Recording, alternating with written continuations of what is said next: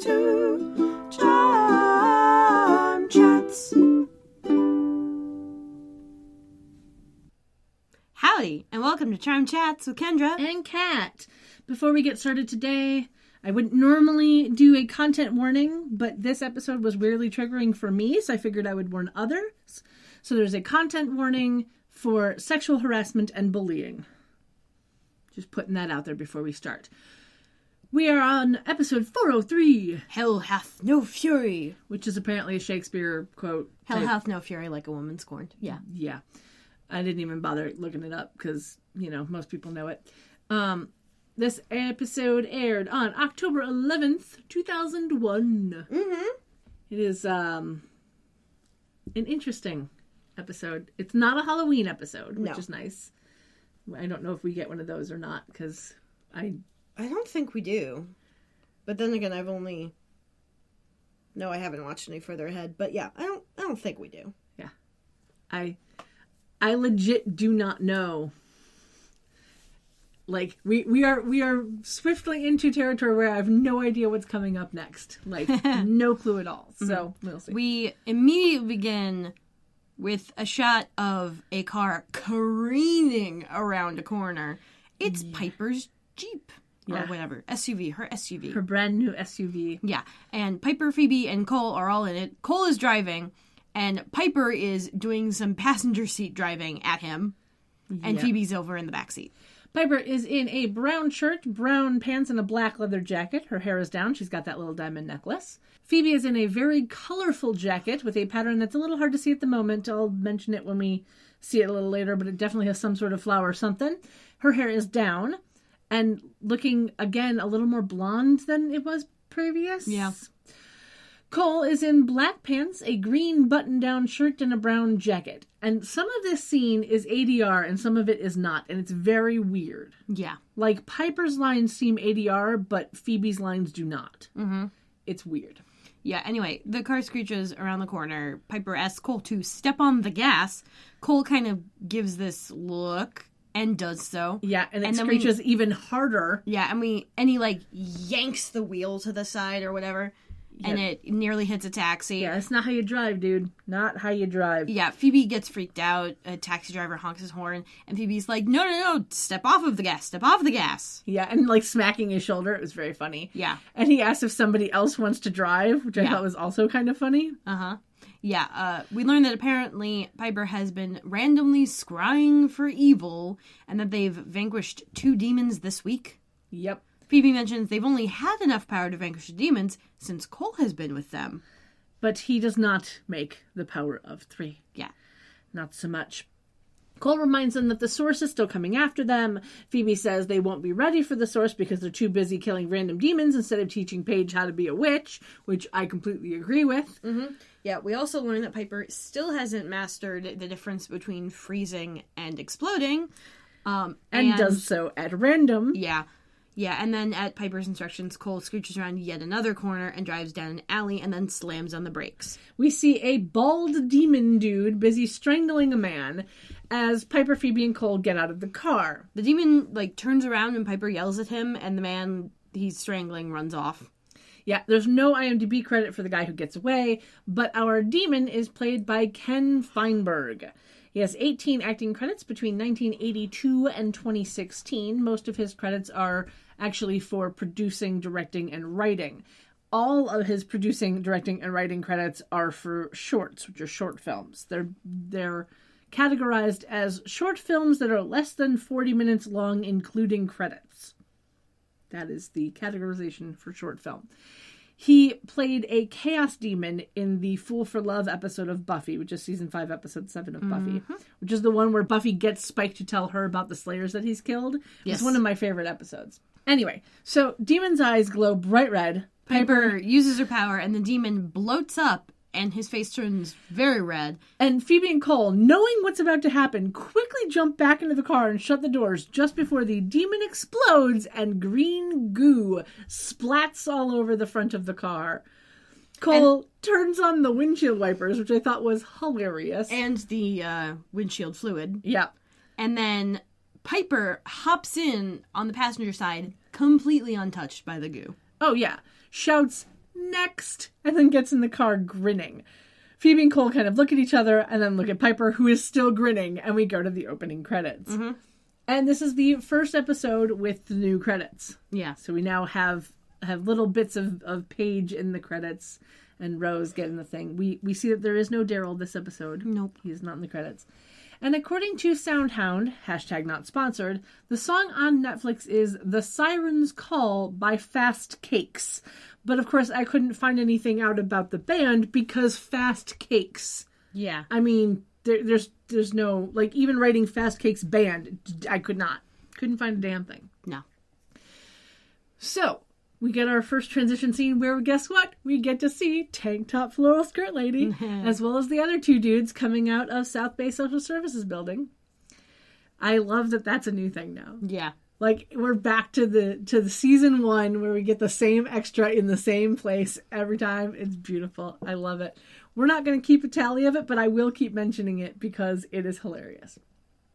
We see inside Paige at her desk. She is in a red top and a denim miniskirt. Her hair is mostly down with just the bangs pulled back with like a little bobby pin. Mm-hmm. It is not a style of hair that I enjoy. Nah. But it is a style of hair that existed in this time, and a lot of people did it. Yeah, and now mostly people will do like the weird bouffant thing where they're doing that. Yeah. Anyway, Paige is reading, and we see scattered around on her desk are a bunch of witchcraft books. She's reading one specifically called Witches and Witchcraft, and we hear a voiceover of her presumably reading the text of said book. She's basically learning how witches have been treated throughout the ages. And then Mr. Cohen calls out her name, and she quickly, like, puts down the books and shuffles around some folders and then picks up a bunch of folders. Yeah. He asks about the O'Brien application. She tries to cover, smiling awkwardly, and he tells her to have it on his desk by noon, and then walks away. And she kind of turns around, and we see an employee standing across the room, a woman probably a little older than her, with, like, short, light brown hair. Mm-hmm. And she asks her, what's the O'Brien application? Yeah. And we learn that this woman's name is Lila. Mm-hmm. Lila is played by Becky Wallstrom. She was born in 1975 in Chicago. She has 33 acting credits between 1992 and 2019. So she's still acting. And I instantly recognized her as Grace Polk from Joan of Arcadia. Oh, fun. Yeah. But anyway, when Paige asks Lila what the O'Brien application is, Lila's like, oh yeah, it's that scholarship application for that foster kid we're trying to get in a boarding school. Yeah. Then we get Billy, a young guy with bad acne, pushing the mail cart in front of Paige's desk and putting her mail on her desk. He is played by Ben Talpin. He was born in 1976 in Boston. He has 27 acting credits between 2001 and 2013. This was actually his first gig. Apparently, in 2008-2009, he played Mr. Spock in 2 episodes of Star Trek New Voyages Phase 2, which was a fan-made show that only had 19 episodes. And he directed an episode of the show.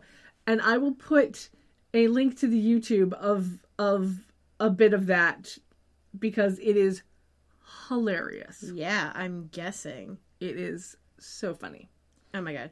Anyway, Paige half-jokingly tells Billy that she told him to throw out anything from creditors. He smiles, and then a man with a toupee, who we learn is named Donnie. A toupee and an ill-fitting suit. Yep. He approaches Billy. Donnie is played by Scott Mosenson.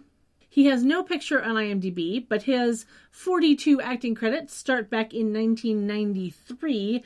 Almost all of them are single episodes of TV shows. He seems to still be acting. It's always weird when someone is still acting and they have no picture on IMDb. Yeah, that is always strange. Saying. Anyway, Donnie calls Billy Pizza Face and then makes a sleazy comment about the cleavage of the women in the section, and then asks for his mail and shoos Billy off. Billy walks away. Donnie gives Paige another sleazy look and then walks across the room to the copier/printer thing. Yeah. Paige, kind of under her breath, stares at him and says, "Nice rug." And then Donnie's toupee orbs off of his head and into Paige's hand, revealing his very classic male pattern baldness. He freaks out and looks around. And Paige covers his head with a folder. Yeah, with a folder. Paige is, of course, shocked and drops the toupee in her trash can. Yeah. The employees around Donnie laugh and giggle at him, and he tries to cover his head and run away, and then Paige quickly leaves her desk. Yep. Because, of course, she does. Yeah. We cut over to the manor in the attic where Piper, Phoebe, and Cole are all there. Phoebe no longer has her jacket, and she is just in jeans and the black top, and we can see that the black top has sparkly silver straps. Yeah, like kind of like rhinestones, but not quite. Yeah, it's that like, I don't even know how to explain it, but it's like shiny. Studs. Yeah, kind of like studs, like silver studs. Like if you've ever had a belt made out of like those linked studs or whatever. Yeah. Yeah. Piper also no longer has her jacket, and we can see that her shirt is long-sleeved, and the sleeves are kind of puckered at the shoulder. It's like she has ruching on the shoulders of the sleeves. Yeah, and she takes a giant permanent marker and crosses out a page in the Book of Shadows. Phoebe is, of course, upset that Piper is disfiguring the book. Cole walks over to Piper, getting upset that she keeps risking all of their lives. And Piper tells him that he can stay home next time. He tells her she's forcing him to be there to make sure Phoebe doesn't lose another sister.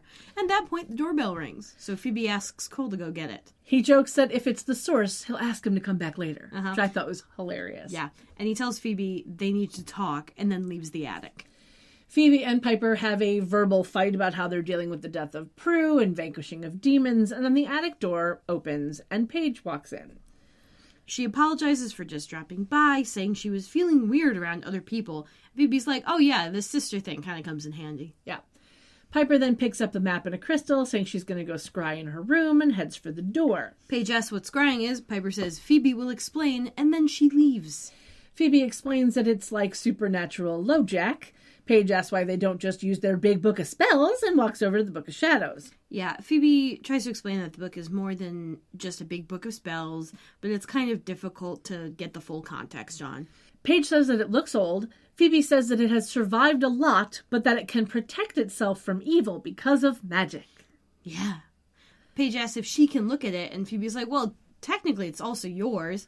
I need to go talk to Cole, otherwise I'd walk you through it. And Paige is like, oh, I could just take it back to my office. And Phoebe immediately is like, no. It does not leave the house. But go ahead. Thumb through it. Feel free to thumb through it, which I thought was a hilarious turn of phrase. I don't know why. Yeah, and I'll be back in a few. Yeah. Phoebe leaves the attic. Paige starts flipping through the book and stops at an instant karma spell, which is a spell that is supposed to be used to make a demon feel the pain he inflicts. She says, this spell could solve a lot of problems, and then gets out a stack of Post-it notes and a pen and starts writing down the spell. We cut downstairs to the Wicca room, where Phoebe and Cole are waiting as Leo orbs in. Leo is in a white t-shirt underneath a light tan overshirt and jeans. Cole, not taking Phoebe's suggestion of being gentle, tells Leo that he has to talk to Piper because she's out of control. Phoebe says that Piper is very angry, and Leo's like, yeah, she's grieving. Phoebe and Cole say it wouldn't be a problem if she were just punching walls, but she's punching demons. Cole gets close to Leo, saying that Piper has no regard for anyone's life, and then calls her Charles Bronson cubed. Phoebe steps in between them and asks who Charles Bronson is. Now, Charles Bronson, born Charles Dennis Buczynski, was an American actor born in 1921 and died in 2003. He was mostly cast in roles for cops, mobsters, and vigilantes. However, that's probably not who they were talking about. Charles Bronson, born Michael Gordon Peterson, also known as Charles Ali Ahmed and Charles Arthur Charlie Salvador, was born in 1952 and is still very much alive. He is an English criminal known as the most violent prisoner in Britain and Britain's most notorious prisoner, and he actually had a movie made about him in 2008 that Tom Hardy played him in said movie. Anyway, Leo and Cole kind of give her a look, and she just, never minds it. Yeah. And then asks Cole if she can speak to Leo alone. Cole leaves the room, and Phoebe and Leo walk into the living room and sit down on the couch. She's telling him that Piper isn't acting like herself, as being completely dismissive of Paige. Leo thinks it's funny that Phoebe now has to be the middle sister instead of the youngest, and Phoebe's like, oh yeah, being mediator between two sisters isn't the job I would have asked for. I don't think I'll be any good at it. Leo says he'll talk to Piper. Phoebe thanks him and they hug. And she's like, I don't mean to rush you, but Piper's already scrying. And Leo orbs out mid-hug, making Phoebe fall headfirst on the couch. She sits back up and yells that he could have used the stairs. Which is true. Which is true. Yeah, we cut back up to the attic. Paige has a bunch of Post-its stuck all over the Book of Shadows, still taking notes. She runs out of Post-its. She runs out because she didn't have a very thick stack of Post-its to begin with. But she runs out, looks around, gets an idea, closes the book still filled with Post-its, and carries it over to the attic window. Now, the first time I saw this, and it's been long enough from me rewatching it, for some reason, what I thought was happening was that the writing was blurring itself or whatever. Like, the reason she was using so many Post-it notes was because it wasn't showing up once it was written. It would just, smudge magically because the book didn't want her writing it down. I don't know why my brain thought this. But watching because they write things down all the time. So I know that, but somehow this is what my brain did. Maybe it was biased against Post-its. I don't know. But no, watching it again, I'm like, oh, she was actually getting things written down. Ah, that's weird. Why? Yeah, she was just being My greedy. memory's strange. Yeah. Hey, Anyway, she carries it over to the window, tells the book to protect itself, and then drops it out the open window. It lands on the grass just as Phoebe calls up that she's coming up. And Paige kind of sprints for the door. We cut to the stairs as Phoebe is nearly to the top of them, as Paige comes swiftly around the corner, nearly bumping into her. They head back down the stairs, and Phoebe's wondering why Paige is going so fast, and Paige is like, oh yeah, my lunch break is over. Phoebe mentions that they didn't get to talk and asks Paige if she'll come by later. Paige says she will, waves, and leaves. Phoebe kind of looks up the stairs, but doesn't go on up. And we go to commercial break. Yeah. Because of course we do. Mm-hmm. I'm sorry. You see her running and super fast and looking a little haggard. I would have gone upstairs. Yeah. I would have gone to check on the book because I'm me. Yeah. Anyway, but if she had gone upstairs, this would have been trusting Phoebe. Yep. Yeah. Yep. So we cut to another scene, this time in Piper's room. Piper and Leo are there, and Piper is scrying. That brings our scry tally up to 1 for the season and 6 for the series. Yeah. This is our first actual scrying scene on screen. Mm-hmm. Yeah, we kind of enter mid-conversation where Piper is saying that white layers are supposed to guide, not judge, and then drops her scrying crystal. She speaks to Leo in a tone, capital T, which makes him remind her that he's not just their white lighter, but he's also her husband, and he can't actually help her unless she talks to him. Yeah, she tells him that it hurts to talk, it hurts to breathe, and she doesn't want to talk unless he has an idea of how to bring Prue back. Leo wonders if she still blames him for not being able to save Prue. Piper's like, no, I blame evil. Why do you think I'm doing this? Meaning, fighting random demons. Yeah. He says that he thinks she's doing whatever she can to not confront her actual feelings, and then she starts to scry again. Yeah, and we get that lovely reverse shot of the crystal having lifted off, now going back to the spot where it lifted off. So it goes to a place on the map. Yep. Piper's like, I've got work to do, and walks out of the room calling for Cole and Phoebe. We jump over to South Bay Social Services. Paige is in the copy room trying to copy the Book of Shadows. Donnie walks in, checks out Paige's butt, looks in the reflection in the door, and fixes his toupee. Which he apparently got out of her trash. Maybe he had a backup. Mm-hmm. He calls it a copy room with a view, and pours himself some coffee. Paige straightens up just as Billy walks in, and this time Donnie calls him Clearasil, which is an acne product, and then laughs and leaves the room. Paige reminds Billy that Donnie is a jerk to everyone, and Billy says that Donnie's mail frequently gets lost as a result. Yeah. Paige smiles and asks if there's something wrong with the copier because her pages keep coming out blank. Oh, this was probably why. I thought the Post-its weren't turning out. There and so you go. she has to go to the copier. Yeah. Nope, she goes to the copier just because she ran out of Post-its. Yeah. That's the thing. Yeah, Billy says he doesn't think it's broken and asks what she's trying to copy. She tries to push the copy lid down to hide the massive book. She blows him off like, no, it's nothing. And he tells her that he'll help her if she needs it, and then turns around to pour himself some coffee. She then turns over the Book of Shadows and reads out a vanishing spell. Let the object of objection become but a dream, as I cause the scene to be unseen. I do believe we have had this spell read before. Yes, we have. Because it sounded vaguely familiar. Billy groans, and magical light surrounds his face. Paige asks if he's okay. He's like, oh, I got a head rush. And then he turns around to face Paige, and his acne is completely gone. Yeah. She is excited and a little freaked out that it actually worked, closes the book, grabs it, and heads over to Billy. He's like, is everything okay? And she's like, it will be from now on, and gives him a little peck on the cheek and leaves. And Billy smiles as she does so, and I immediately am like, okay, you're getting pissy at Donnie for checking out your ass, but you're going to kiss Billy on the cheek. Woman. Sexual harassment works both ways. Mm-hmm. Just saying. Anyway, we cut over to an alley with Piper, Phoebe, and Cole walking down it. The girls have their jackets back on, and we now get a better view of Phoebe's jacket.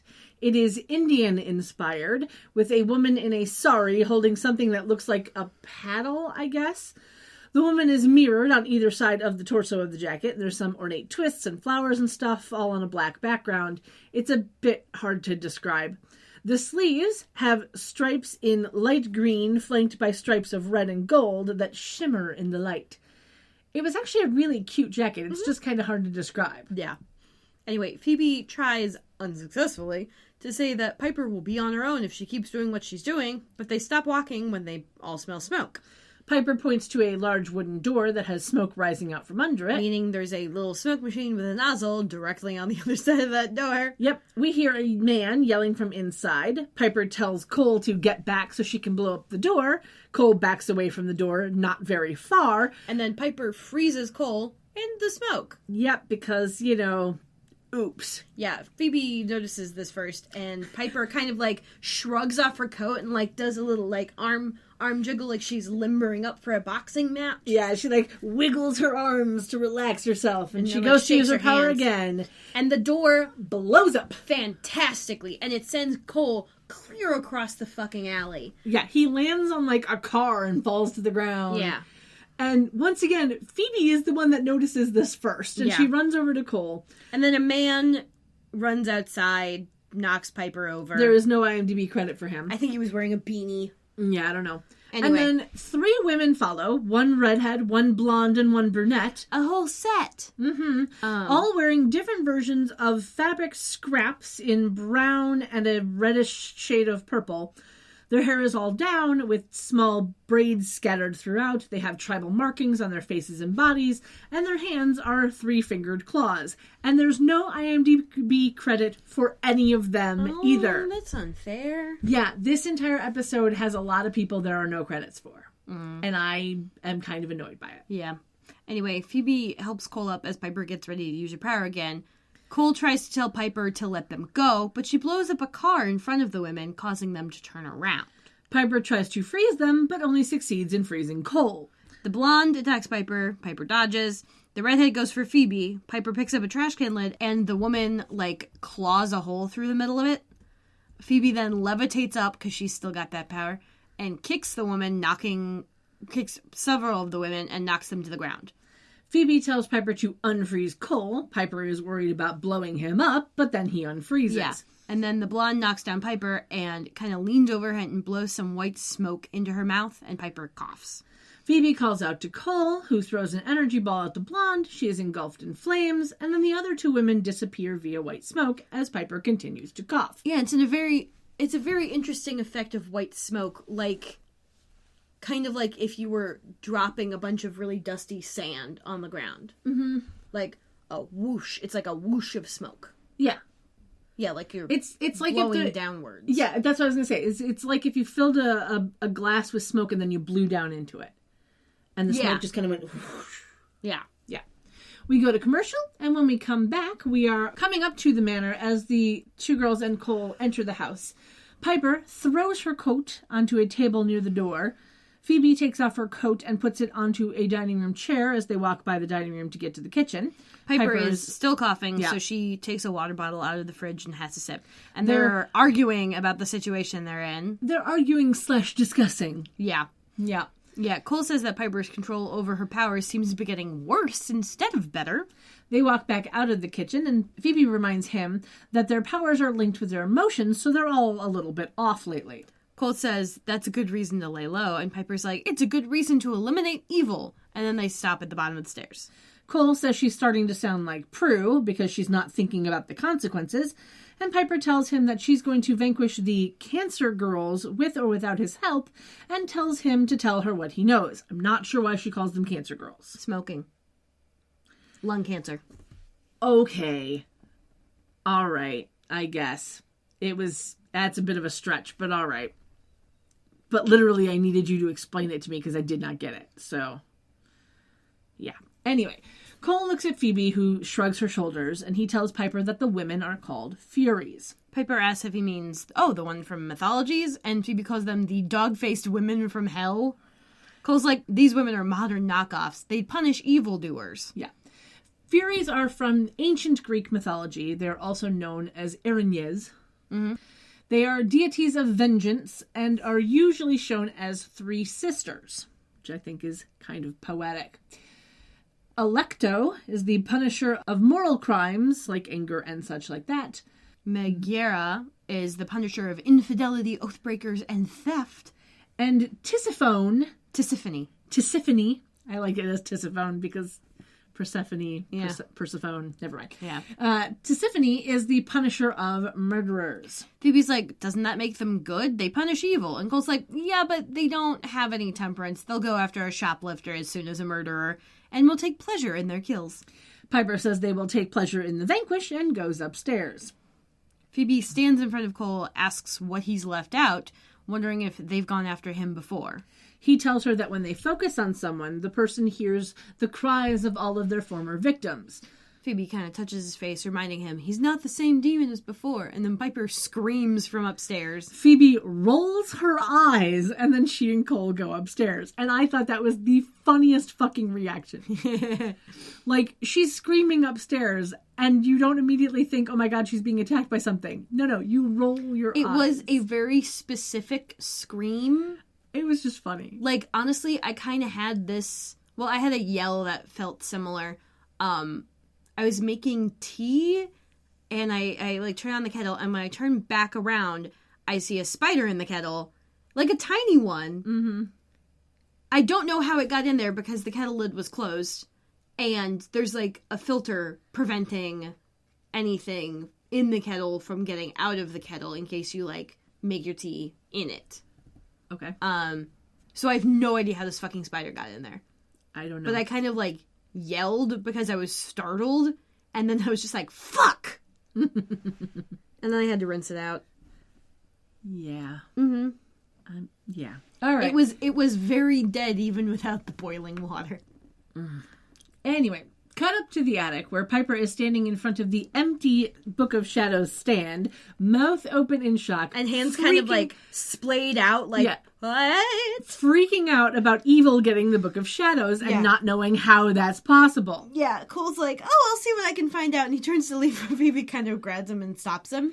She tries to get Piper to promise not to overreact, and then tells her that Paige might maybe have borrowed the book. Yeah, Cole asks why Phoebe let Paige take the book out of the manor. She replies that there was no letting her do anything, but then glances at the open window. That no one else seems to have noticed yet. Mm-hmm. And why Paige left the window open is a la convenience. Yeah. Piper asks why Phoebe let Paige be alone with the book, and Phoebe's like, Paige is also our sister. Piper's like, not for long, and then storms out of the attic. Phoebe follows, and Cole pulls up a chair and sits down. Phoebe comes back in, asking if he's coming. He's like, I'll set out at vanquishing your sister this once. Yeah. She runs back out, and he just kind of sits there twiddling his thumbs, and it was hilarious. Uh-huh. And I will chalk one into the I'm okay with Cole column. Yeah. Just one little notch back in his favor. Yeah. We cut over to South Bay Social Services, where Lila is kind of looking at Billy's face, holding his chin, like turning it side to side. Everyone's super surprised by the look of it. And Billy's like, maybe it was the light of the copy machine. I laughed so hard that I snorted.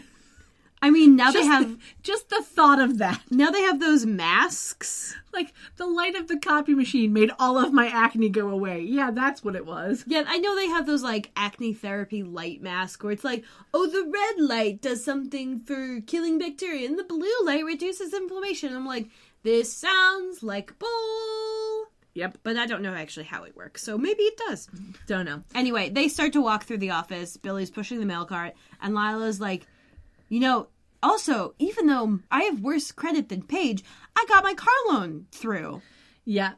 They pass Paige's desk. Paige is on the phone. She smiles as she overhears them as they walk off. Yeah, and we can hear her asking the person on the phone for a deadline extension for Adam O'Brien's application. The voice on the phone says he can't give her one. She then looks down at the Book of Shadows, which is sitting in her lap, showing the spell to promote compromise.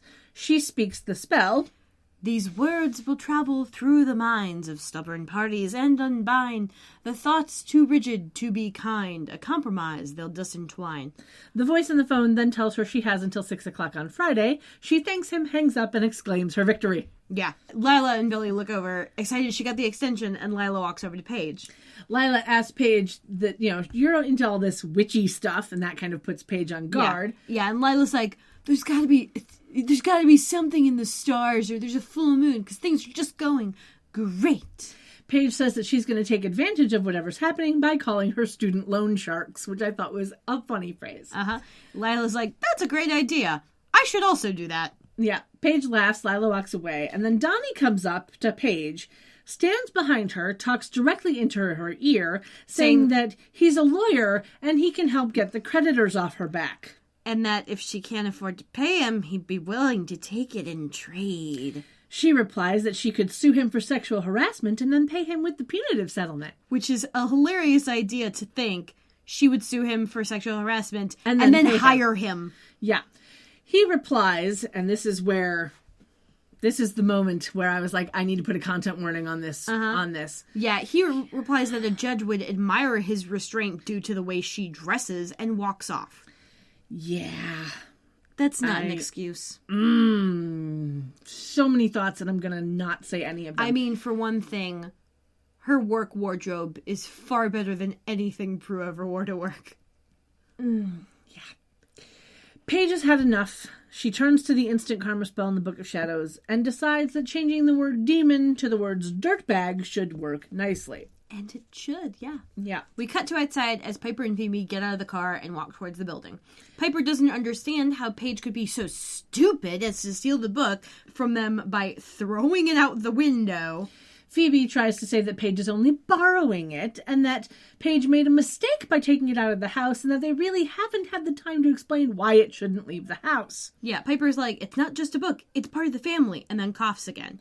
Phoebe puts her arm around Piper, trying to make sure that Piper knows that Paige isn't a demon they're going to vanquish. Piper's like, I know. Coughs again.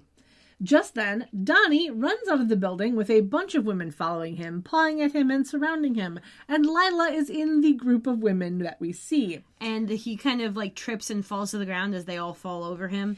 Paige then comes out of the building. Could you hear what they were saying? Oh, yeah. Yeah. Yeah. It was ridiculous. I believe my favorite was Lila saying something along the lines of, Mama needs that sugar or something. And I was like, I just can't. Paige then comes out of the building wearing a long green sweater, holding it closed and holding her bag over her chest. She goes over to Piper and Phoebe, they start to say something, but then they notice that something is odd. And they open up her sweater to reveal, well, the effect is supposed to be that her breasts are really big, but they actually do an inflatey thing. Yeah, so... And suddenly she's wearing triple Fs or whatever. Well, no, see, here's the thing. Her boobs go from her normal size, which is a modest A cup, a small B, to my size. Yeah. That's where they are in this scene. Is they're triple D, Fs maybe. They're very large. Yeah. I mean, I don't know how that would shake out because she's got a pretty tiny rib cage, so they'd probably be Ks or something. No. Well, no, because no, that's not how that works.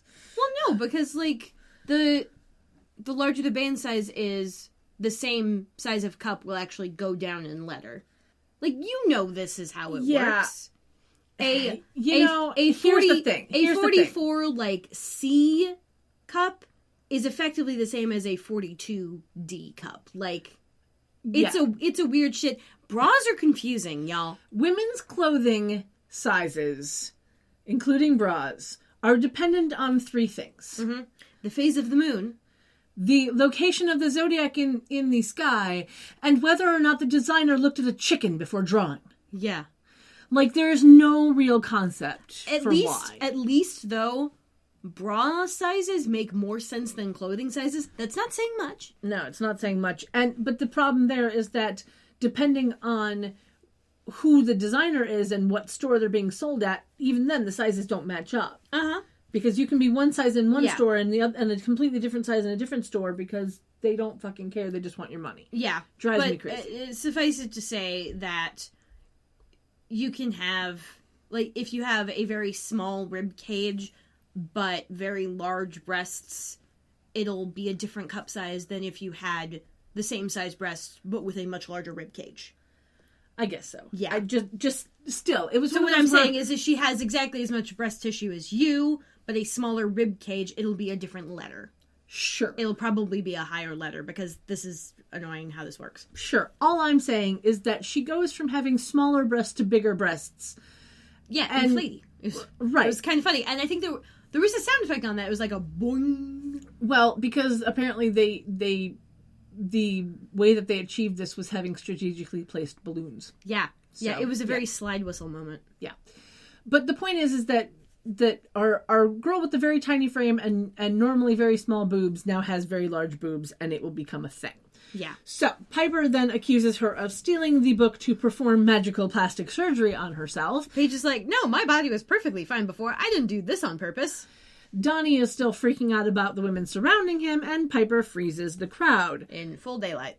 Phoebe says she could have just blown up a dozen innocent people, and Piper's like, I took a chance. Which, Phoebe tries to call her on. But Piper ignores Phoebe and asks Paige what happened to her boobs. Paige is like, I don't know, they just grew. And Phoebe very astutely asks if she cast any spells. Paige replies that she cast 1. Phoebe gives her a look, and then she amends that she actually cast 5. Yeah. Phoebe asks what she did right before turning into Betty Boop. Which is not an accurate reference, as Betty Boop's boobs weren't that big. She was mostly proportional. A proper reference would have been Dolly Parton. True. Also, Betty Boop is a cartoon. I think they were going because she's pale and has black hair. Yeah. Or very dark hair, rather. But, like, Betty Boop did have that ridiculous hourglass thingy going on. Yes, but her boobs were proportional. I know, but it did make her boobs look much bigger than if she had, like, a realistic size waist. Kind of like Barbie. I guess so. Anyway, Paige says that she cast a spell on a slime ball to give him a taste of his own medicine. Phoebe points to the frozen crowd and asks if he's the slime ball in question. Paige looks at Donnie and nods. Piper points a finger at Paige's boobs and says it's a backfire. Yeah. Phoebe explains exactly what that means, and Piper gets annoyed that she didn't ask before casting, and now they have to clean up her mess. Phoebe tells Piper to call for Leo to get him to orb Donnie back to the manor so they can protect him until they reverse the spell, and that she and Paige will go get the book and meet her back at the house, which means the book has been left inside social services building. Yeah. Just saying. Yeah. Piper looks at Paige, shakes her head, and walks away, and Paige looks down at her boobs. Because they're huge and now she can't see her feet. Yeah. We get a bit of a time jump. Phoebe and Paige are driving along the road in Paige's car, which is an adorable little green Beetle. Nope, it is a Volkswagen New Beetle. Not to be confused with the Volkswagen Beetle, which was a rear-engine economy car meant for 5 passengers. The New Beetle has its engine in the front of the car. It has front-wheel drive, and there's a small bit of trunk space in the back. Both versions only have 2 doors, though. Mm-hmm. And I remember this was the trendy car of the moment when this episode came out, because I wanted one. Yep. And you remember there was that one Cinderella movie with Hilary Duff in it. Cinderella Story. Yes. Where her evil stepsisters each had this car. Yeah. And I think one was pink, one was green or something. I don't know. I never actually watched it, but I saw it when I was at the video store. So. It was a thing. This and, like, inflatable furniture Yeah. Yeah. Yeah, inflatable furniture was a big thing. But yeah, no, I remember looking at the Beetle and going, that would be a really cute car. And then looking at the trunk space and going, nope. Nope. But it remains a very adorable looking car, though. Yeah, because it's all round. Yeah, it's a very adorable car, but the new Beetle is the kind of car where if you knew anything about the original Beetle, it was slightly a letdown, at least for me personally. Mm-hmm. Because I loved the reasoning behind the original Beetle was that it was a rear engine car. Yeah. The engine was in the back trunk. Yeah. There was still a little bit of trunk space in the back, but the trunk of the car was in the front. Yeah. Which was just the coolest concept. I know, right? And then when the new Beetle came out, I was like, oh, that's so cool. They updated it, blah, blah, blah. And then I was like, oh, but they put the engine in the front. Well, now it's not nearly as cool. Uh-huh. Anyway, Paige is driving. Phoebe is sitting in the passenger seat looking through the book shadows to find something to reverse the spell that Paige cast. Paige asks if her boobs are going to stay this huge forever, and then asks if Piper is going to stay mad at her forever. She just wanted to get back at Donnie. Phoebe reassures her that Piper is just going through some shit since Prue's death, and that she understands the temptation to get back at a jerk, but that the book should never leave the house. Paige apologizes and then tries to change into third gear, since we all know that this car is a manual instead of an automatic. Yep. But she, for some reason, is having trouble. A la convenience. Due to her boobs. Like, did they also grow sideways? But here's my question, and this is where I have a question, because I do not drive a manual, but I do know people who do, and it becomes ingrained in you. You don't have to look down to switch. I don't think that's what she thinks her problem is. I think they wrote it in that she was having physical trouble. Thank you, Blue. Physical trouble moving the damn thing because of her boobs, which is just dumb. Because here's the thing, is that it's like she can't see down, and therefore she can't see where her arm is. I don't think that's what they were trying to communicate. I think they were trying to communicate that she can't move it, because she, like, shifts her shoulder like she's trying to go for it. But she's like, my boobs are in the way. I can't move my arm. That's not how boobs work. That's not how bodies work. That's not. Anyway. Like, I mean, even Dolly Parton can shift gears. Well. She doesn't drive. Well, she probably does, but not often. She doesn't need to. There is that. But yeah, Phoebe moves the gear shift into third. Tires screech a bit. But yeah, I mean, I've driven a manual exactly twice, and I've never driven one. Yeah, it convinced me I never want to own a manual, and now they're pretty much going obsolete, so I don't think I'll have to. Yeah. But no, my dad tried to teach me how to do it. I would love to learn just to say that I know how, but... My dad decided to teach me by saying, hey, we're going to go to your middle school. I was in high school at the time. Caveat. But, like, we were going to go drop off some stuff at the recycling bin out back of my middle school. And so he's like, here, let's drive down these residential streets. And this was the period of time right after I'd seen the second Final Destination movie and was still completely freaked out by the concept of driving. I stalled that car 5 times across 3 blocks. Yep. And somehow managed to get it to the middle school parking lot, and then my dad had to drive it back. The next time we tried was in a completely empty parking lot at 9 p.m. outside of a Home Depot on like a Sunday night. And it was almost that scene from Bob's Burgers where Bob is telling Tina to step on the brake, and she's just, turn the wheel, it was almost like that. It felt like that, even though I was nowhere near any other cars. Yeah. No, I've never had the opportunity to drive a manual. I don't know anyone I don't know anyone near me that has one. All the people that I know that have them are, in Colorado and Georgia. Yeah. But yeah, I would just love to learn how to drive a manual, just to say that I know how. Yeah, I feel like I could probably get the hang of it now because I know more about regular driving. Mm-hmm. But 15-year-old me was... Actually, no, this would have been 16-year-old me. I only got my learner's permit like 3 days after my 16th birthday because where my birthday falls in the year. Mm-hmm. And they wouldn't let freshmen take the driving class. Yeah, well, hey, man, I got my license 3 days before my senior year of high school started. Actually, I got mine only a couple months before. Yeah, because I took driver's ed in the summer between junior and senior year. Well, my issue is that right before I started the driver's ed class, they changed the requirements for Illinois. They upped it from 25 hours of supervised driving to 50. And then 2 years later, up to 100. Interesting. And so I had to do 50 hours, and my mother refused to let me count the 5 minutes drive to school as anything. Yeah. That's just bullshit. I know, it's 5 minutes. And she's like, anything under 10 minutes, I'm not going to count. And I'm like, dude, this is 5 minutes every day. That's 25 minutes a week. I could be counting. Yeah, that's bullshit. Mm-hmm. But, you know, that's the past. I know. So, let's get back to this, shall we? Uh-huh.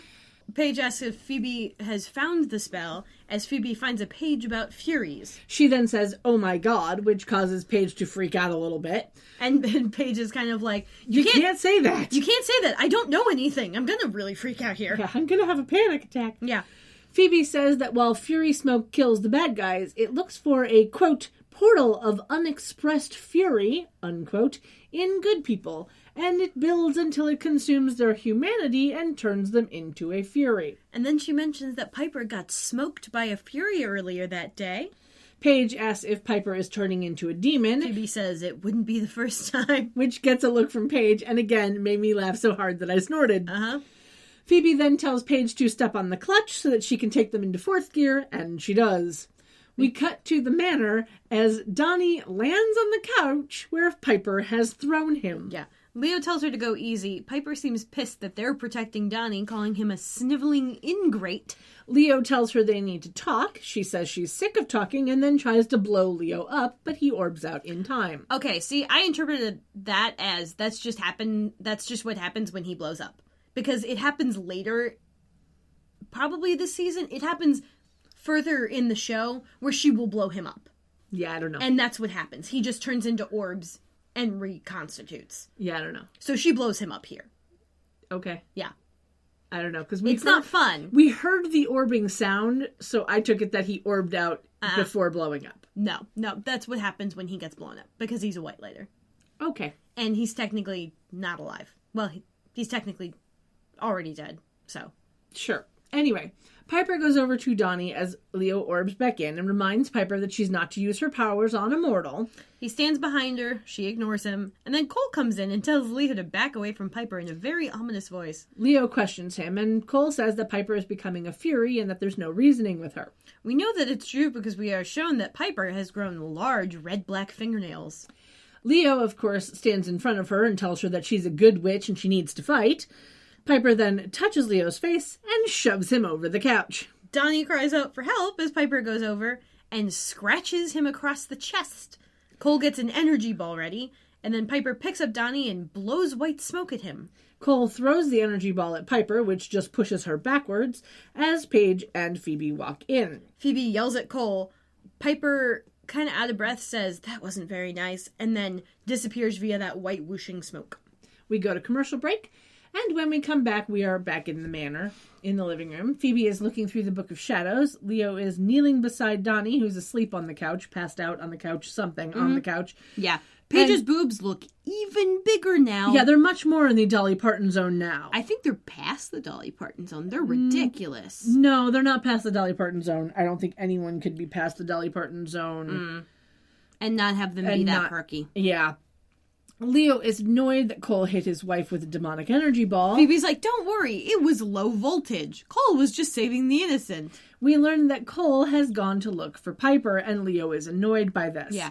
Paige is like, oh, it's all my fault for stealing the shadows. Which is the first time that Leo has heard this. Yeah, and Phoebe tells Leo to concentrate on Donnie, who's all but bleeding out on the couch.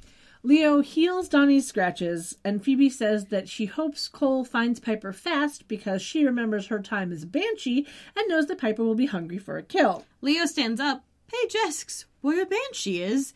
Phoebe describes it as a demonic screamer, kinda trampy, feeds on pain. And Paige takes a seat on the couch next to Donnie. At which point he wakes up, sits up, and just the way he sits up, his head happens to be staring directly at Paige's boobs. He replies, "Whoa." And she punches him in the out. face. Knocks him out. Leo yells at her. She stands up and reminds Leo that he told her she just couldn't use her magic on him, which I thought was great. Phoebe stands up and tells Leo to orb Donnie back to the office and heal him there to make sure he doesn't blab about them being witches. Leo asks how he's supposed to do that. Phoebe tells him to be creative and then promises to get Piper back. Leo touches Donnie, they orb out, and Phoebe and Paige sit down on the couch. Paige asks how they're going to get Piper back if she's a full-on demon. Phoebe says that she doesn't have the talent, so she's not full-on. And they were able to save her when she turned into a Wendigo. Paige asks what a Wendigo is. Phoebe describes it as kind of like a werewolf, only meaner, and then finds the instant karma spell in the Book of Shadows. Phoebe asks Paige if it's the right spell. Paige says that it is, and then Phoebe picks up a notebook and pen. Paige asks if there's a preemptive spell to stop her from becoming a banshee or whatever. And Phoebe ignores this. it. She just asks what word she used to replace demon, and Paige replies she used dirtbag, and Phoebe writes something down and, looks kind of impressed. Yeah. She And scrunches scrunches up the the paper. paper. She stands up, gets Paige to stand up. They join hands, and Phoebe burns the tip of the paper with a lit candle and speaks the spell. Guided spirits, hear our plea. Annul this magic, let it be. And then we get Paige looks down and goes, please let it be. And then her boobs return deflate. to normal size. This is a great practical effect. Yes, it was strategically mounted water balloons that got deflated quickly. Yeah. That is how they did this. And it really stretched out her shirt, too. Yeah, it was kind of funny. And she looks down and groans, and she's like, do you think it worked too well? Yeah, which is, of course, a joke on how small her boobs normally are. Uh-huh. And the fact that when the shirt was deflated, it left, lines on the shirt because it had been stretched so much. Uh-huh. But here's the thing. I want to know how much spandex was in that shirt, because when her boobs were that big, the shirt wasn't showing off much of her stomach. It was only showing off, a tiny bit of her stomach, even though it was getting pulled tighter and tighter. Just saying. Anyway. I don't know. It kind of reminded me of that bit in Harry Potter where Hermione got hit with the spell that made her teeth grow really long. Thank you, Blue. Mm-hmm. And when she goes to the nurse to have them reduced, she lets the nurse take them, past where they originally were. Because she'd been, embarrassed about her buck teeth. It's only in the books. It's not in the movies. Yeah, it's been a very long time since I've read the books. No. She got teased by so I don't by remember Malfoy about her teeth or something, and then by Snape, and then someone hit her with a spell that made them grow like a beaver. Yeah, no, I don't remember any of that. Like I said, it's been a very long time since I've read the books. Yeah. So. Well, they're right over there. Yes. If you want one. No, I technically, with the exception of the first book, I technically have all of the Harry Potter series. Well, I do not believe it was in the for my first niece. book. I do not believe it was in the first book. I think it was in the fourth. I don't know. I think it was, if not concurrent with the whole Yule Ball shit. Wasn't the fourth Goblet of Fire? Yeah, Yule Ball. Yeah, okay. Yeah. Just making sure I remember which book is which. Like I said, it's been a while. but no, she had... The nurse is like, oh, tell me when they're back to normal. And she kind of let it go a little further so they'd be lined up. Hey, magical orthodontia! Yay, which is funny because her parents are dentists. I know, right? Anyway, so we cut to a dark alley in Chinatown, which we know because of the signs on the wall in Chinese. Yeah, a man pushes another man against a wall and holds a knife to his throat. No credit for either of them on IMDb. None. The remaining two Furies come up behind him. One scratches his back. He spins around, and the innocent runs away. The man hears voices in his head, drops the knife, falls to his knees. The Fury blows smoke into his mouth. He coughs and then is engulfed in flames before disappearing in white smoke. And then Piper appears in a puff of smoke behind them. They turn around and make purring noises at her, and she says that she's been looking for them. Yeah. Cut back to the dining room at the manor. Paige and Phoebe are there. And Phoebe is scrying, which brings our scry tally up to 2 for the season and 7 for the series. The scrying doesn't seem to be working because Piper isn't technically a witch anymore. And Paige asks if she can just scry for evil. And Phoebe asks Paige, do you have any idea how much evil is running around San Francisco? Which I thought was hilarious. Yeah, she stops crying. Cole shimmers in. He's all bruised and scratched up. Phoebe runs over and hugs him. He says he wasn't really able to look for Piper due to the bounty hunters who kept finding him when he was using his sensing powers. He then sits down at the table and apologizes, and Phoebe's like, no, everything's going to be okay. And then starts to have a panic attack about everything not being okay. Yeah, Paige tries to calm her, and then Phoebe notices that Cole is bleeding. She kneels down next to Cole. Paige reminds Phoebe that Piper used a spell to find a lost witch, which is how she showed up. And Phoebe reminds Paige that Piper's not a witch anymore. Paige then reminds Phoebe that they can just switch the word witch for the word sister and still use the spell. Yeah. Because apparently 4 years of magic and Phoebe has forgotten the fact that they can just reword shit. Well, remember, Phoebe is bad at writing spells. Yeah. I do think, though, that it is interesting that because it is a new season and taking this into the real world application of this, that because it's a new season and there's the possibility that they have new viewers because it's a new season, they are rehashing some old stuff. That could be true. In a nice way. Mm-hmm. Like it's she turned into a banshee, she turned into a Wendigo, she turned into this, she turned into that. And then we get, this moment. It could be that they switched a lot of writers and they're definitely taking advantage of the fact that they have someone on the show who doesn't know how it works. Possibly. Yeah. But I like the fact that they're bringing up the old stuff in a quick and dirty way, kind of. Yeah. Because Cole asks if just switching the words of the spell would work.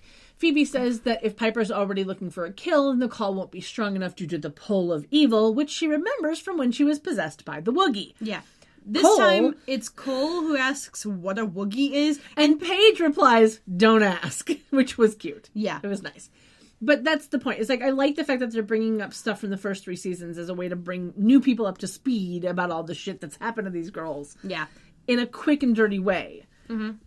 That makes sense, That makes sense, because it's like, well, we're teaching you all of this shit. Like, this is actually convenient. It's not a la convenience. Exactly. Yeah. Exactly. But it's not exactly exposition time, Yeah. Little things. Yeah. Phoebe says she doesn't think Piper will answer the call of the spell, and then Paige looks very pointedly at Cole and then back at Phoebe and says, we should add bait. Phoebe looks at Cole, he looks back at her, and Phoebe's like, I don't want to use the love of my life as bait, but Cole, of course, thinks it's a perfect idea, and he goes over to stand by Paige. Yeah, Phoebe reminds him he was a demon for over a century. The pain of his victims' cries will kill him. Cole reminds her that she reminded him he's not that demon anymore, so if facing his crimes will help her sister, he's willing to do it, which is yet another point 1 back into the Cole's not a complete dick column for me. Phoebe tries to protest again. He sits down next to her and reminds her he will do almost anything for her except be a coward. And I am reminded of a Meatloaf song. Do that. Yep. She touches his face and stares at him for a beat and then says, that's my favorite they'll Venn need some of his blood. That's my favorite Venn diagram. What? Things Meatloaf would do for love? That. Yes. That is funny. Yeah. 2 non-touching circles. No. It's the pie chart, I guess. Not a Venn diagram. That would make sense. Yeah, it's my favorite pie chart. Yeah. Because it's all one color. Title, Things Meatloaf Would Do for Love. Down in another square of a different color, it says that. Yeah. Anyway, so she touches his face, stares at him for a beat, and then says they'll need some of his blood. Paige calls for a knife, and one orbs from a nearby table and into Paige's hand. And she a la convenience that it just happens to be sitting there, because they're not in the kitchen, they're in the dining room. Yeah. Just saying. Anyway, she holds it out to Cole. And we time jump. Yeah, we don't see him, cut his palm or anything. Thank goodness. We time jump to Phoebe and Paige standing at the table. Phoebe is now holding the knife with some quote-unquote blood on it, because it is just a big bubble of red. Yeah. That, red liquid. Yeah. She's holding it above a lit candle. They begin to say the reworded spell. Power of the sisters rise, course unseen across the skies. Come to us who call you near. And then we cut to an alley. The Furies are all touching Piper's hair. Which now has many braids in it and seems longer than before. And some of it's a little curled. And she's wearing her own little Fury clothes and has her own little tribal markings on her face. She then hears Phoebe and Paige chanting as we hear the rest of the spell. Come to us and settle here. Blood to blood I summon thee. Blood to blood return to me. And Piper says she knows where evil dwells. And we go to commercial break. We come back in the parlor of the manor. Phoebe, Paige, and Cole are all there. Cole is pacing. Because waiting is not his strong suit. Nope. Paige makes a noise and throws her arms down in frustration. Phoebe asks what she's doing, and Paige says she's trying to orb but can't get the hang of it. And then Cole, kind of quickly turns and, like, jumps at her a little bit. And yells in her face. Like a blah? Yeah, and she immediately orbs out and then back in. And Paige asks what happened, and Phoebe's like, you orbed. And Cole's like, yeah, it's a fear response. Yeah. And so Paige, realizing that she needs to get scared to orb until she can control her power, thinks that shouldn't be too difficult at the moment. Phoebe reminds them that they'll need to do whatever they can, including juggling knives, apparently, to keep the Furies away from Cole once they show up. Paige asks how they're supposed to fix Piper. Phoebe says that they need to close the portal of unexpressed fury inside her. Cole, of course, doesn't really understand, as Piper has been raging for days. And Phoebe realizes that Piper isn't dealing with something. Paige asks what Piper isn't dealing with. Phoebe's like, I don't know, but I have an idea. And then Cole yells out in pain and drops to his knees by the stairs. He's starting to hear voices. Phoebe, of course, kneels beside him. Paige gets scared and orbs out. Phoebe stands up and calls out for Paige. And then she orbs back in. Yeah, she realizes what happened, and Cole apologizes to the air as a Fury barges in through the front door. Phoebe levitates and kicks her, knocks her down. The Fury gets up, attacks Phoebe, blocks, kicks her back down. Piper and the other Fury appear behind Phoebe near Cole, which I believe Phoebe called a nice distraction. Yeah. Or a nice decoy or something. Yeah. Paige calls out for Phoebe, who spins around, then levitates, kicking them both, knocking them down. And then she sees Cole lying on the floor, tries to get him up, but the Furies surround them. Paige calls out for a lamp, which orbs out, and she, like, does the turning, like the, here, change direction motion. And it hits one of the Furies. So they all turn around and head in Paige's direction as she apologizes. Cole throws an energy ball at the two Furies that aren't Piper, killing them. Piper pushes Phoebe out of the way and scratches Cole's chest. Phoebe tells Piper that Cole isn't her problem. Piper attacks Phoebe, but Phoebe blocks the hits. Paige calls for the book, and the Book of Shadows orbs to her, and she starts flipping through it. Phoebe then kicks Piper down as Cole gets another energy ball ready, but Phoebe stops him and he lets the energy ball die. Phoebe talks to Piper, saying that Piper thinks it's Phoebe's fault that Prue died, and that Piper needs to admit that she blames Phoebe for it. So Piper sends Phoebe flying straight into the cabinet with the mirror, smashing it. Which is the same piece of furniture that got broken in the last episode that things got broken. Yeah. As this is, our FAQ is now at 2 for the season and 51 for the series. Yeah. But yeah, I thought that was very, very funny that it's the exact same piece of furniture that was just broken in the past episode. Yeah. That it was broken. Uh-huh. Like, why? Anyway, Piper goes over to Paige. Paige is like, but you don't know me well enough to want to kill me. And then Cole goes over to Phoebe. Paige realizes that it's not about her or Phoebe, and then Phoebe calls for Leo. Leo orbs in as Piper tries to scratch Paige, but Paige orbs out and back in behind Piper. Piper spins round as Paige reminds her that Phoebe's not the sister who abandoned her. Piper grabs Paige by the neck. Phoebe asks Leo to do something, so Leo grabs Piper and Paige and orbs out. Cole asks where Leo took them, and Phoebe says he took them to what Piper's really angry about. And we cut over to a mausoleum. Leo orbs in with Piper and Paige. Piper kind of backs away when she sees Prue's plaque on the wall, and Piper tries to get out. The doors are locked. And Paige tells Piper that it's okay to hate Prue, and says that she hated her parents for dying and leaving her alone. Piper looks at Paige, screams, "How dare you," and starts to run forward, but then changes directions and begins pounding on the wall with Prue's plaque and screaming about Prue leaving her and begs her to come back, starts to cry, and then she sinks down on the ground and sits there and sobs.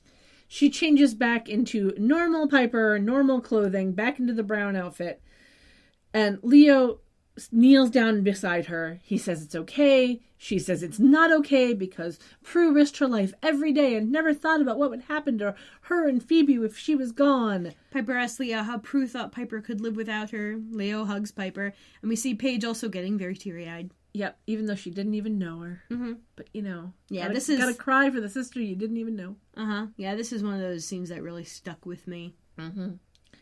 Like, I know you don't remember it all that well. Yeah. But, like, this bit was very important because I'm like, oh, the whole revelation that you can hate someone for dying. Like, that seems... The Very therapeutic. The only bit of this episode that I remember is because of gift sets, is Piper with the Fury tribalness on her face, pounding on Prue's grave. Yeah. That's the only bit I remember from this. Yeah. We then cut to the next morning at the manor, which we know because we get one of those cool transition shots where the sky changes as we stare at the manor. I love that shot. I don't know why, but it's one of my favorite shots is when they do the sky changing to show the night it's fun. today thing. Yeah, Piper is in the kitchen pouring 2 cups of coffee. She is in a light blue shirt, which we can kind of see the outline of her bra under, with a dark blue sweater hoodie covering over, and jeans. Her hair is in a ponytail. She's still got that little diamond necklace on. And then Phoebe comes in and sits on the stool. Oh, man, this top, let me tell you. Phoebe is in a white shirt with a small strap on one side and a red sleeve on the other. And it's like a half sleeve. Yeah. It's like not 3/4 because it doesn't. I think it goes to the elbow. Yeah, it's a slightly longer cap sleeve. No. Cap sleeve is really short. A regular... Like I said, it's a slightly longer cap sleeve. I thought it went to the elbow, though. No. Okay. No. It goes like halfway down her arm. Like halfway down the top of her arm. Okay, so it does not reach her elbow. It's sort of like a shortened baseball sleeve. Yeah. And honestly, that's a bit of the style on that side of the shirt. Yeah. And then and there's like a couple of buttons on the side with the strap, not the side with the sleeve. And there's a little butterfly and like a plant or something as well as detail on the chest. Yep. We don't see what bottoms she's wearing, but I'm guessing jeans. And her hair is down and curled. Yeah. It's a look. It is a look indeed. Yeah. Piper hands her a cup of coffee. Phoebe asks if she slept. And Piper's like, better than I have in a while, actually. Yep. Phoebe then comments on how quiet it is in the house now. Piper says that Prue was always the first one up and the last one down, and mentions that it's strange to miss that. She then asks how scary she was, which means she doesn't remember anything as her time as a Fury. Like, that's one way to look at it. Yeah.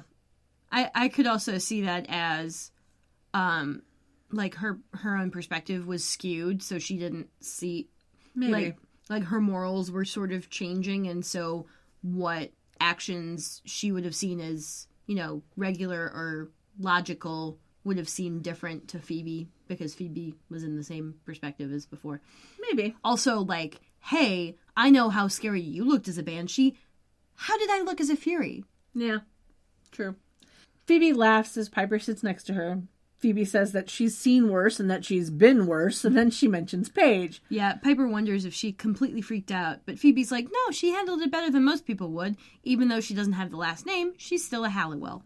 Piper realizes that she hasn't really been very welcoming to Paige, but that losing Prue makes it hard to love someone new because it's just an invitation for pain. Phoebe tells her not to start with love, but start with thanks. And we cut over to South Bay Social Services. Piper walks in holding a basket, and we can see that her sweater hoodie is super long. Yeah, like knee length. Yeah, and I loved it. Mm-hmm. She spots Paige at her desk. Paige is in a long-sleeve, button-down, light green shirt with a boob pocket and black stitch detail on the trim, paired with tasteful black pants, and her hair is pulled up into a messy bun. And she's got, like, some dangly bits little in front of her tendrils. ears. Yep. Piper walks over and puts the basket of muffins on Paige's desk, and Paige looks up, surprised. She looks at the basket, thanks Piper for the muffins, in a slightly unimpressed tone. Yeah, Piper's like, oh, it was just busy work. I'm best in the kitchen. Prue was the demon-chasing sister. And then Paige sees Donnie, no toupee, at the copy machine being completely silent. She's like, he's a whole new Donnie. What did Leo say to him? Piper looks over at Donnie, who smiles and walks quickly and quietly past them, saying she doesn't know, but that her husband is a miracle worker. Mm-hmm. Paige asks Piper how she's been. Piper sits down and she's like, I've had bad hours and hours that weren't quite so bad. Paige again mentions her parents, saying that she didn't think she'd survive the sadness of them dying, and she promises Piper that while it'll never be okay that Prue is gone, it will indeed get better. Piper smiles and sees the scratches on Paige's neck, and she's like, oh, Leo could fix those for you. Paige says that she wants to wear her first war wound with pride, which makes me wonder how long she'll actually have those scars on her neck, because I doubt we'll see them next episode. I'm like 99% certain we don't. I haven't watched it yet. Mm-hmm. Yeah, Piper says they won't be the last scars, and Paige is like, oh, well, every family has its pros and its cons. She also says that a couple of demon battles is worth it to clear up her friend's skin, and we see Lila and Billy chatting across the room. Billy still sans acne, and Lila is flirting just a little. Yeah, Paige mentions that while Billy is cute, Piper should have seen him the day before, and then laughs. Piper says that Paige needs to learn and follow the rules of being a witch. Paige reminds her that she's married to a white lighter and Phoebe is dating a demon, so she thinks that Billy being able to, quote-unquote, stay cute should be a good balance. Piper agrees. Mr. Cohen comes up to them, mentioning that the pile of papers on Paige's desk hasn't decreased in the last hour. Piper stands up, apologizing for distracting Paige with muffins, and Mr. Cohen asks who she is. Piper kind of looks at Paige for a beat, back at Mr. Cohen, and says, I'm her sister. She then smiles at Paige and leaves the office, and Paige kind of smiles a little bit to herself. And we go to the end credits. Yep.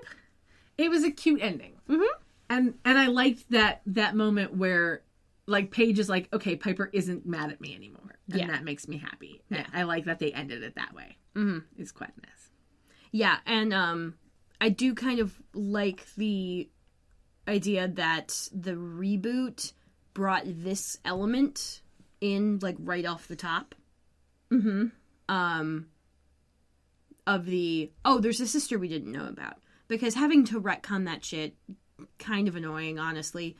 And, I mean, they were never all that strict about the timeline anyway in the original show. Mm-hmm. But this was, like, a bit of a stretch.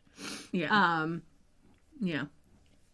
And I like that the reboot people, which they're still showing Constance Burge in the created by thing, which is very interesting to me.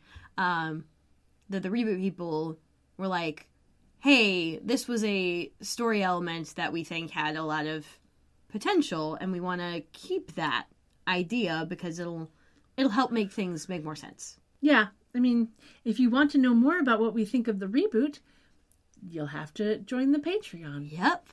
But we'll get there in a minute. Uh-huh. With our credits done, that means we are on to the rating portion of our evening. Mm-hmm. I'm giving this episode an 8.75 out of 10. Supernatural therapy. Thank you, Blue. Mm-hmm. And I'm going to give it 8.5 out of 10 Mausoleum Meltdowns. I've always, like, had a very good opinion of this episode, and this is the first time I've rewatched it in a very long time, and going through it now, like, some of the acting choices are a bit weird, and, like, all of it doesn't age all that well, but I feel like the emotional points still hit really nicely. Yeah. And in a good way, and sure, they could be possibly worded less awkwardly, but that doesn't mean they're not good. Yeah, there's a lot of stuff in this episode that doesn't make sense and doesn't get told. Like, when they first go to the scrying for evil, whatever, where they find the Furies, why is that place filling with smoke? Like, because it isn't just the Fury smoke that was happening. Like, that looked like something was set on fire in that building. I mean, yeah. It's funny. Also, like, if you hear the cries of your victims, but they go after shoplifters, like, whose cries do you hear when that's happening? Yeah. There's just a like lot of a manager or something being like, God damn it, these stupid fucking assholes. Like, is that all you hear? Because I don't think a shoplifter would care about that. Yeah, not so much. Yeah, there's a lot of or like someone who inconsistencies. jaywalks, who do you hear? No one cares about jaywalking. Yeah. Is it wrong? I don't think so, actually, but, you know, it's not consistent with the law. Yeah. So do you hear the senator who got that law passed? I don't know.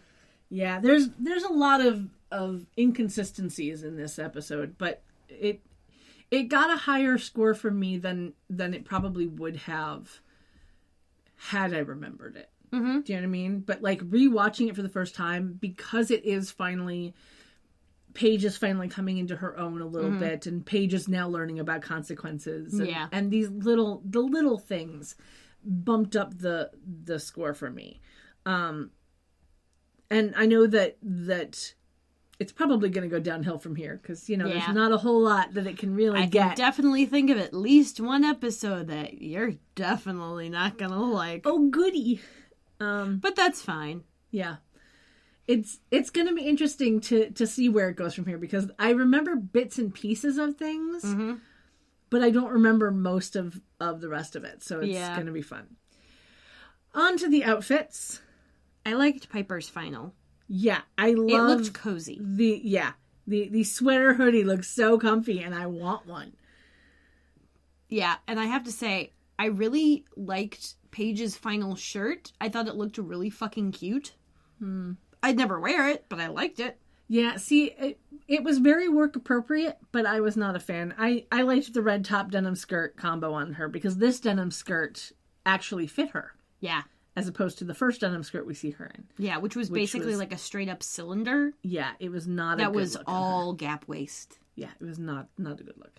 For Phoebe, I liked the outfit that she had on most of the episode, Sans jacket. I kind of liked the sparkly straps. I want to go back and look at her final shirt though, because I saw it again and I was hit with such a wave of nostalgia about this shirt that I didn't really remember. But looking at it, I'm like, oh my god, the weird shit. Yeah.